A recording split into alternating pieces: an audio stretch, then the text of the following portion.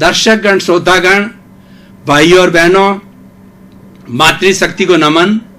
Channel 24+ news के खास विशेष, मन को शांति देने वाला, मन को तृप्ति देने वाला और हमारे सारी इंद्रियों को सुख देने वाला और जीवन में प्रसन्नता लाने वाला, आनंद लाने वाला और हमें सभी कष्टों से दूर करने वाला शांति प्रदाता पुनरुत्थान कार्यक्रम में आप सभी का हार्दिक स्वागत है, अभिनंदन है, सत्कार है। पुनरुत्थान कार्यक्रम में हम प्रतिदिन नए नए विषयों के साथ में प्रवेश होते हैं। हर विषय शोध परख होता है और जीवन को दिशा देने वाला होता है। हर एक में कुछ अच्छाई होती है, हर एक में कुछ शिक्षा होती है। तो आज का हमारा जो विषय है वो बहुत ही हृदयंगम करने वाला विषय है कि पापी से नहीं, पाप से घृणा करो। भाई और बहनों, दर्शकगण, श्रोतागण, दो शब्द है, पाप और पापी। पाप एक प्रवृत्ति है और पापी उस प्रवृत्ति को करने वाला है। तो हमारा एपिसोड ये है कि हमें पापी से घृणा नहीं करनी है, पाप से घृणा करनी है। ये हम धीरे धीरे इसका विस्तार करेंगे। पाप किसे कहा जाता है? बुराई करने को पाप कहा जाता है। दूसरे को कष्ट देना, झूठ बोलना, हिंसा करना और परिग्रही बनना, अब्रह्मचारी बनना और लोगों के साथ मिसबिहेव करना, लोगों को चीटिंग करना, धोखा देना और प्रताड़ना देना, पर्यावरण को बिगाड़ना, पर्यावरण का दोहन करना और अपने पड़ोसियों के साथ के अंदर बुरा बर्ताव करना, परिवार के सदस्यों के साथ में क्रोध करना और जो अपने मातहत है उन लोगों को इन्फीरियरिटी की दृष्टि से देखना, ऐसी असंख्य असंख्य जो है वो बातें हैं, वो पाप कहलाती है। यानी मोटे तौर से जो हम दो क्लासिफिकेशन करें कि एक तो जो है वो अच्छाई और एक बुराई। जो अच्छाई का पलड़ा है वह हमारा पुण्य है और जो बुराई का पलड़ा है वह हमारा पाप है। As you sow, so will you reap is the concept of our Indian culture. जैसा आप बोओगे वैसा पाओगे, जैसी करनी वैसी भरनी।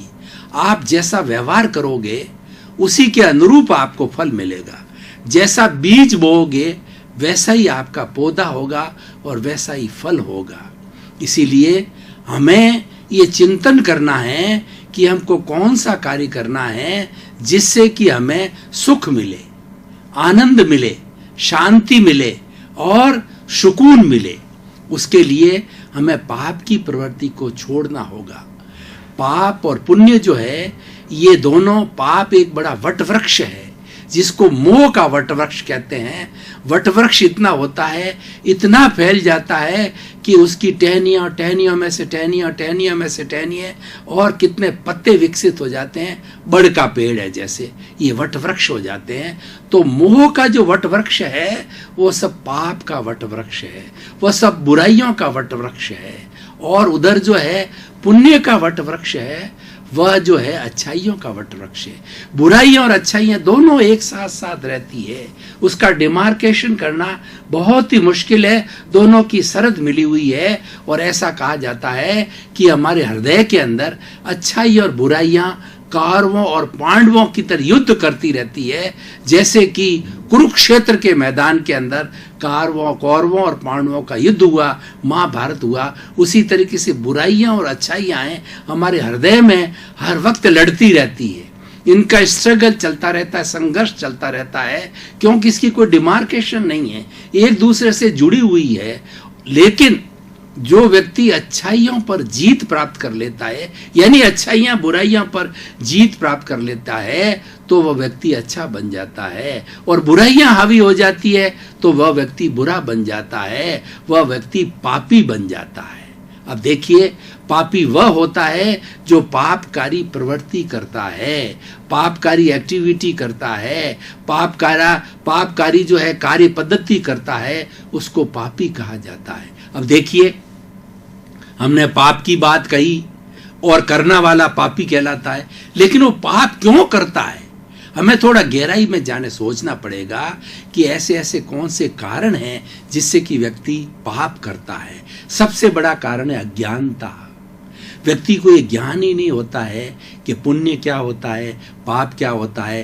पाप करने से मेरी दुर्गति होगी, पाप करने से मेरी प्रतिष्ठा गिरेगी और पाप से मेरे कर्मों का बंधन होगा और मैं 84 लाख जीवा योनि में हमेशा हमेशा भटकता रहूँगा और बड़ा पाप करूँगा तो नारकी के अंदर चला जाऊँगा। इसका कोई ज्ञान नहीं रहता है, वो अज्ञानता के वशीभूत होकर के पाप करता है। और दूसरा है लोभ। कई बार व्यक्ति लोभ के लिए पाप करता है। कुछ ऐसे लोग होते हैं, कुछ ऐसी संस्थाएं होती है जो अपने स्वार्थ के लिए किसी व्यक्ति को फंसा देते हैं, जैसे कि आतंकवाद। ये बहुत बड़ा पाप है। 1, 2, 4, 5 आतंकी जो है वो पूरे शहर को हिला देते हैं, पूरे देश को हिला देते हैं और पूरा वो नज़रबंद कर देते हैं उस एरिया को, क्या फ्लाइट को, क्या पब्लिक प्लेस को, क्या कि लोग कहीं बाहर नहीं जा सकते। उसके भीतर उसकी इतनी दहशत हो जाती है, उस दहशत के अंदर कई लोग मर जाते हैं और दहशत के कारण कईयों को बहुत ज़्यादा कष्ट होता है। और आजकल क्योंकि हमारा ग्लोबलाइजेशन है, हमारा इंटरनेट का युग है, तो वो बात पूरे विश्व के अंदर फैल जाती है कि किस प्रकार 2, 4, 5 आतंकियों ने मिल करके इतने बड़े शहर के इतने बड़े सिक्योर्ड पब्लिक प्लेस को दहशत फैला दी है। चाहे बॉम्बे के अंदर हुआ हो, चाहे फ्रांस में हुआ, और होते ही रहते हैं। तो ये क्या बुराई है? ये पाप है। ये कौन है? कुछ ऐसी एजेंसियां हैं जो व्यक्ति को परचेज करते हैं, लोभ देते हैं, लोभ में दे करके और ऐसे जवान लड़कों को आतंकी बनाते हैं, उनको ट्रेनिंग देते हैं, उनको हथियारों से लैस करते हैं लोभ के वशीभूत होकर के। और तीसरा ये होता है तिरस्कार के वशीभूत होकर। कई बार क्या होता है कि व्यक्ति अपराध में क्यों जाता है कि उसका परिवार उसकी केयर नहीं करता, परिवार उससे नफरत करता है, समाज उससे नफरत करता है, घरवाली उसकी पत्नी उससे नफरत करती है, बच्चे उससे नफरत करते हैं, तो उसके पास के अंदर कोई रास्ता नहीं बचता है, तो अपराध की दशा में चला जाता है, चोरी की दशा में चला जाता है, दुष्टता की दशा में चला जाता है और व्यक्ति पाप करने लग जाता है, वो पापी बन जाता है। तो ये कारण जो हो गया उसका तिरस्कार की वजह से। और उसके बाद अगला कारण है अभाव। कई बार क्या होता है कि बहुत से इस दुनिया में ऐसे लोग हैं, दुनिया में नहीं हिंदुस्तान में कहा जाता है कि 50% लोग बिलो पॉवर्टी जी रहे हैं आज भी। बहुत से हमारे भाइयों को 2 जून की रोटी नहीं मिलती, वो फुटपाथ पर सोए रहते हैं। तो बताइए, तो वो लोग जो है ना वो क्या करेंगे? जिनको 2 जून की रोटी नहीं मिलती है, तो वो लोग क्या जो है अभाव के कारण जो है पाप करने लग जाते हैं, बुराई करने लग जाते हैं, अपराध करने लग जाते हैं और ऐसी चीज़ें हमारी समाज जो मान्य नहीं करता है वो चीज़ें करने लग जाता है। तो ऐसे अनेकों कारण हो सकते हैं पाप करने के। तो प्रश्न ये है कि जो व्यक्ति पाप कर रहा है वो इन कारणों के वशीभूत होकर के कर रहा है, किसी परिस्थिति वश कर रहा है। अगर हम परिस्थितियां हटा दें, उन कारणों को डायग्नोसिस करके, उनको कारणों को गहराई से करके, और मनोवैज्ञानिक व्यक्ति अगर उस व्यक्ति के साथ बैठे और तो वो खुद भी सुखी जीवन जीना चाहता है, स्वतंत्रता का जीवन जीना चाहता है, आनंद का जीवन जीना चाहता है, सम्मान का जीवन जीना चाहता है, पापी उनको हटा दिया जाए तो व्यक्ति ठीक हो सकता है। यानी पापी का हमें शुद्धिकरण करना चाहिए। अगर हम पापी से घृणा करते रहेंगे तो पाप करने वालों की जो संख्या दिनों दिन बढ़ती जा रही है, सारा हमारा समाज पापी लोगों का समाज होएगा। हमें उसे शुद्धिकरण करना चाहिए। व्यक्ति मानव जो है वो गलती का पुतला है, टू एयर इज ह्यूमन। कुछ न कुछ कारणों से हो जाती है और सबसे बड़ा कारण कर्म के वशीभूत होकर के व्यक्ति के ऐसे कर्म किए हुए होते हैं कि वो बाउंड होता है। उसने कुछ ऐसे कॉजेज डाल दिए हैं, कुछ ने उसने ऐसे भाव बीज डाल दिए हैं, कर्म बीज डाल दिए हैं कि आज वो फल कर्म फल के रूप में और कर्म परिणाम के रूप में वशीभूत होकर के पापी बन गया। तो उस व्यक्ति का हमें शुद्धिकरण करना चाहिए। उस व्यक्ति का जो है वो हमें सुधारने का प्रयत्न करना चाहिए, उससे घृणा नहीं करनी चाहिए। अब देखिए, व्यक्ति पाप कर रहा है, उसके अपने कारण हैं, उसके अपने कर्म हैं, उसके वशीभूत होकर के वो कर रहा है और वह व्यवस्थित शक्ति के अधीन कर रहा है। कुछ संजोग मिलकर के उसको करा रहे हैं, वह उसके हाथ में भी नहीं है। उस पाप से दूर होना उसके स्वयं के हाथ में भी नहीं है। कुछ संजोग मिल गए और उस व्यवस्थित शक्ति के अधीन कर रहा है, तो बताइए उससे घृणा करने से हमको क्या लाभ है, हमको नुकसान है। जो ही हमने पापी की घृणा की तो ही जो है हमारे भीतर नेगेटिविटी के भाव आए, और नेगेटिविटी के भाव आकर के हमारे भाव बिगड़े, और भाव बिगड़ने से हमने गलत कॉज खड़े किए। वही कॉज आगे जाकर के कर्म फल और कर्म बीज का रूप के आगे जाके हमें कर्म परिणाम और कर्म फल मिलेगा। यानी हम ये अपना नुकसान कर रहे हैं, अपने पैरों को लाड़ी मार रहे हैं। हम पापी से घृणा करके और अपने पैरों को लाड़ी मार रहे हैं। और दूसरा, उससे घृणा करने से हमें क्या फायदा है? हमको कोई फायदा नहीं है। हमारे में नेगेटिविटी बढ़ेगी। जितनी जितनी हम घृणा की बात उससे करेंगे, हमारे भीतर घृणा के भाव आएंगे। और अगर उसी के प्रति सहानुभूति रखेंगे, आप मनोवैज्ञानिक हैं, आप पढ़े लिखे लोग हैं, आप अनुभवी लोग हैं, उसको लेकर के बैठिए कि भैया ऐसा क्यों कर रहा है, मैं तुम्हारा पिता तुल्य हूँ, मैं तुम्हारा बड़ा भाई के समान हूँ, और तुम्हारी बात को मैं आगे नहीं करूँगा। तुम खुल करके मेरे से बात करो कि किस वजह से तुम पाप कर रहे हो, तो वो सारा चिट्ठा अपने दिल की बात को खोल देगा। क्योंकि वो भी अंदर घुटन महसूस कर रहा है कि मुझसे कुछ कारणों का पता लगा है, मुझे कुछ सुधार करे, लेकिन सुधार करने वाला उसको नहीं मिलता है। वो घुटन सारी आपके सामने रख देगा। आपको कारण एक कांच की तरह स्पष्ट जो है स्फटिक की तरह आपको मालूम पड़ जाएगा। अब आप उसमें सुधार कर सकते हो, किसी हेल्प ले सकते हो, उसके फैमिली मेंबर की हेल्प ले सकते हो, तो वह सब हो सकता है। मैं आपको उदाहरण बताऊं भाई और बहनों, हमारी अणुव्रत समिति है जोधपुर के अंदर, जिसका मैं अध्यक्ष हूं, और हम कैदियों के बीच में जाते हैं और कैदियों के बीच में जाकर अणुव्रत के कैंप लगाते हैं, अणुव्रत के वर्कशॉप लगाते हैं, अणुव्रत पर वार्ता करते हैं, उनको अच्छी बातें बताते हैं, तो वो मेडिटेशन करवाते हैं, उनको कई प्रयोग कराते हैं, तो वो रोने लग जाते हैं, उनके आंखों में आंसू आ जाते हैं, क्योंकि वो रिपेंटेंस कर रहे हैं। वो उसका अपने किए हुए कर्मों का जो है शोधन करने के लिए वो प्रतिक्रमण कर रहे हैं, प्रायश्चित कर रहे हैं। भीतर ही भीतर रिपेंटेंस हो रही है, उनका शुद्धिकरण हो रहा है, वो बदलना चाहते हैं, सुखी जीवन जीना चाहते हैं। मतलब ये है कि पापी को सुधारना चाहिए, उससे घृणा नहीं करनी चाहिए। घृणा किसे करना चाहिए? कि पाप से करनी चाहिए, क्योंकि पापकारी वृत्ति से आपने घृणा नहीं की तो उस वृत्ति का आप भी पालन कर लोगे।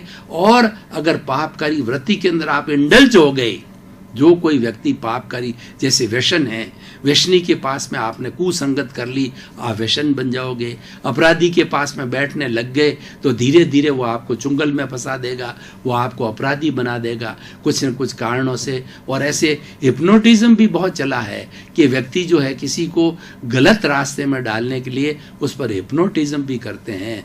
तो इसीलिए कुल मिलाकर है वो हमें पाप से घृणा करनी चाहिए, पाप की वृत्ति से दूर रहना चाहिए। हमें पापी से घृणा नहीं करनी चाहिए, पापी को सुधारना चाहिए, क्योंकि वह भी सुधरना चाहता है। उसको सुधारेंगे तो ये बहुत बड़ी सेवा है, पापी को सुधारने की बहुत बड़ी सेवा है। आपने बहुत बड़ा कार्य किया है कि ऐसे व्यक्ति को सुधारा है, क्योंकि व्यक्ति को हम एक को सुधारते हैं तो हमें भी अभ्यास हो जाता है कि व्यक्ति को कैसे सुधारा जाता है। एक अपराधी के साथ में, एक पापी के साथ बैठ करके सारा वृतांत सुनते हैं और उसकी बात को सुनते हैं तो हमारे अंदर भी रियलाइजेशन होता है कि किन किन कारणों से वशीभूत होकर के व्यक्ति पाप करता है। तो हम दूसरे, वो उसको ठीक करके हम दूसरे पे अप्लाई कर, हम एक मनोवैज्ञानिक डॉक्टर, पापी को सुधारने के मनोवैज्ञानिक डॉक्टर बन जाएंगे। जैसे डॉक्टर जो है ओपीडी में बहुत सारे का जो डायग्नोसिस करके ट्रीटमेंट लिखता है,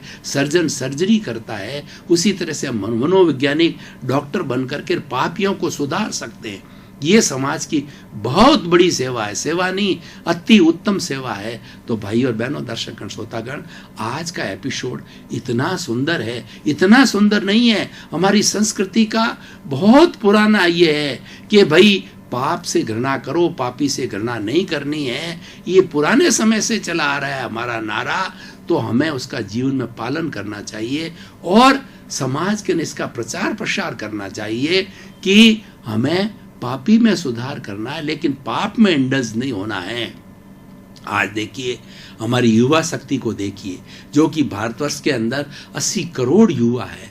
मुझे सबसे ज़्यादा चिंता अपने युवाओं की रहती है और मेरे ज़्यादा से ज़्यादा एपिसोड से युवाओं को समर्पित होते हैं, क्योंकि युवा जो है वो कर्मजा शक्ति से भरपूर होते हैं, वो विस्फोट कर सकते हैं, वो बहुत बड़ा कार्य कर सकते हैं। लोगों ने सबसे बड़ा अपने जीवन में कार्य किया है वो युवा अवस्था में किया है। युवा अवस्था के अंदर हमारी सारी इंद्रियां काम करती है, शरीर के अंदर ओज आता है, शरीर में ताकत होती है, शरीर में ललक होती है, कुछ करना चाहते हैं, कुछ बनना चाहते हैं, कुछ होना चाहते हैं। हम बहुत कुछ कार्य जो है युवा शक्ति यानी 45 की एज तक, 18 से लगा के 45 की जो एज है ये युवा एज कहलाती है। उसमें हम बहुत बड़ा बड़ा कार्य कर सकते हैं। उसके बाद में तो 50, 60, 70 के बाद व्यक्ति ढल जाता है, एक सांचे में ढल जाता है, एक मोल्ड में ढल जाता है, मतलब वो सेटल हो जाता है और फिर अपने जीवन में जैसे किया है वो अनुभव बांटता रहता है या उसी लाइन पे चल करके और लोगों का समूह बना करके और लोगों को वह चीज़ वितरण करता रहता, क्योंकि उसने इस इतने लंबे 18 से 45 साल की उम्र में 20-25 साल में बहुत बड़ा अनुभव गेन किया है।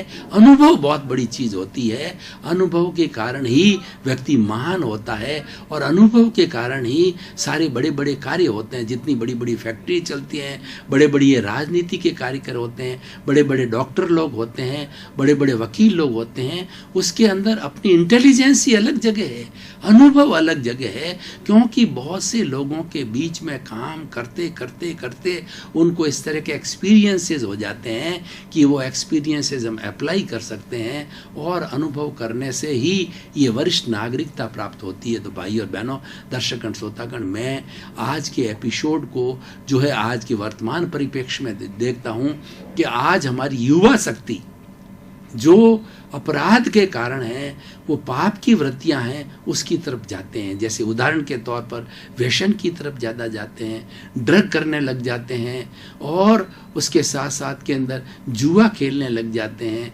और कुछ इस तरीके का अपराध की अवस्था में भी चला जाते हैं, डिप्रेशन की अवस्था में भी चले जाते हैं, क्योंकि वह पापकारी प्रवृत्तियों में इंडल्ज हो जाते हैं।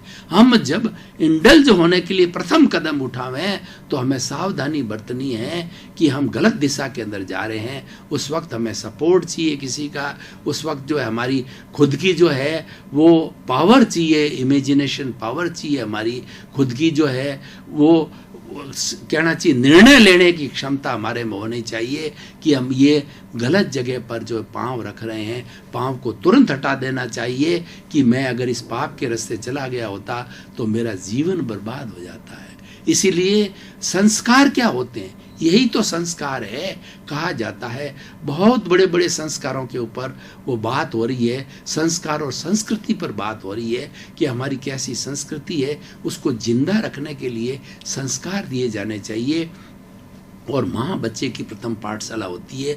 माँ बच्चे को सबसे पहले अच्छे अच्छे संस्कार देती है कि मेरा बेटा आगे जाकर के एक अच्छा इंसान बने, एक महान व्यक्ति बने और बुराई की तरफ नहीं जाए, क्योंकि ये एक बुराई को हमने पकड़ ली तो सारी बुराइयाँ हमारे भीतर प्रवेश कर जाती है और उसी तरीके से हम अच्छाई को पकड़ते हैं तो अच्छाई की तरफ बढ़ते जाते हैं। तो कुल मिलाकर के आज हमारा निष्कर्ष ये है कि हम अच्छाई को पकड़ें, बुराई को छोड़ें, बुराई से नफरत करें। बुराई पाप है और बुराई हमें डुबाने वाली है, हमें नरक में ले जाने वाली है, हमारे जीवन को बर्बाद करने वाली है, हमें अशांत करने वाली है, हमारे परिवार को खराब करने वाली है और पूरा जो हमारा संतुलन है उसको पाप जो है बिगाड़ देता है। और पुण्य है वो अच्छाई है, वो मल्टीप्लाई होती है। जो व्यक्ति पुण्य की दिशा में चल जाता है, अच्छाई की दिशा में चला जाता है तो कई लोगों को जोड़ता है और कई लोग उसके साथ में टीम बन जाती है, अच्छे काम करने लग जाते हैं, अच्छे एनजीओ चलाने लग जाते हैं और भलाई के काम करते हैं। मैं आपको कुछ ऐसे लोगों की, ऐसे एनजीओ की बात करता हूँ, जैसे कि ब्लड डोनेशन की बात है। कई लोगों को ऐसा चस्का लग जाता है कि वो ब्लड डोनेशन कराने के लिए कैंप लगाते हैं, समय समय पर कैंप लगाते हैं। बहुत अच्छा कार्य है, बहुत सफल होता है कार्य। कई लोग, मैंने ऐसा देखा, जुनून होता है कि अभी हमारे बाबा रामदेव का जो मेला लग रहा है, जिसमें हजारों हजारों लाखों लाखों लोग जो है पैदल यात्रा करके रूणीचा जा रहे हैं, तो लोगों को ललक होती है, वो उनको इच्छा होती है, वो ऐसे क्या है कि जगह पर अपने वो कैंप लगा देते हैं, जहाँ पर वो यात्री आते हैं, नाश्ता करते हैं, भोजन करते हैं, विश्राम करते हैं, ऐसी दिशा में लग जाते हैं। कई लोगों को हमने देखा, उनको आनंद आता है कि सुबह ही सुबह वो भोजन बना करके हॉस्पिटल निकल जाते हैं, और हॉस्पिटल जो है लोगों को जो है सादा भोजन बांटते हैं वार्डों में जा कर के। कई लोगों को हमने देखा कि भोजन बना के फुटपाथ पर लोगों बैठे होते हैं, उनको जो है भोजन करवाते हैं। कई लोग ऐसे होते हैं लंगर चलाते हैं, अपने यहाँ भोजन लगाते हैं, और लोगों को पता है कि यह लंगर चलता है और हर वक्त चलता है, तो लोग आकर के भोजन करने लग जाते हैं। यानी व्यक्ति अच्छाई की तरफ चला जाता है। एक डॉक्टर है तो उसे कुछ समय अपना सेवा के लिए निकालना चाहिए। डॉक्टरी है, अपना पेशा है, व्यवसाय है, क्योंकि पेशे से और व्यवसाय से, फीस से जो है उसका भरण पोषण होगा, परिवार चलेगा, अच्छी बात है, कोई बुराई नहीं है। लेकिन कुछ समय हमें लोगों की जो है भलाई के लिए करना चाहिए। कुछ संस्थाएं जो कि फ्री जो है डॉक्टर्स का चेकअप करवाती है, वहाँ उसको जाना चाहिए और अपने अनुभव को बांटना चाहिए। जो व्यक्ति कुबेर है, पैसे वाला है, उसको कुछ पैसा अपना जो है वो लूले, लंगड़े, अपाहिज, अनाथ, विधवा, अभावग्रस्त, मूक, बधिर, और उसके साथ के अंदर जो वरिष्ठ नागरिक वृद्धावस्था है, वृद्धाश्रम है, उसके लिए कुछ अपना पैसा स्पेयर करना चाहिए। क्योंकि ये जो हमारे समाज के अंदर जो अभावग्रस्त लोगों को सुविधा देने के लिए जो सिस्टम खड़ा हुआ है, वो सिस्टम जो है वो दानवीर लोगों के माध्यम से चलेगा, लोगों की अच्छी भावनाओं से चलेगा। जिन लोगों के पास में अपनी अच्छी व्यवस्था है, स्पेयर पैसा है, स्पेयर समय है, स्पेयर उनके पास में अनुभव है, वो बांटना चाहिए। तो भाई और बहनों, दर्शकगण, श्रोतागण, मैं ये कहना चाह रहा था कि पाप से दूर रहिए, पाप से घृणा कीजिए, और पाप की जहाँ प्रवृत्ति दिखती है वहाँ से अपना मुंह मोड़ लीजिए। पाप का खाना बिल्कुल अपने लाइफ से हटा दीजिए।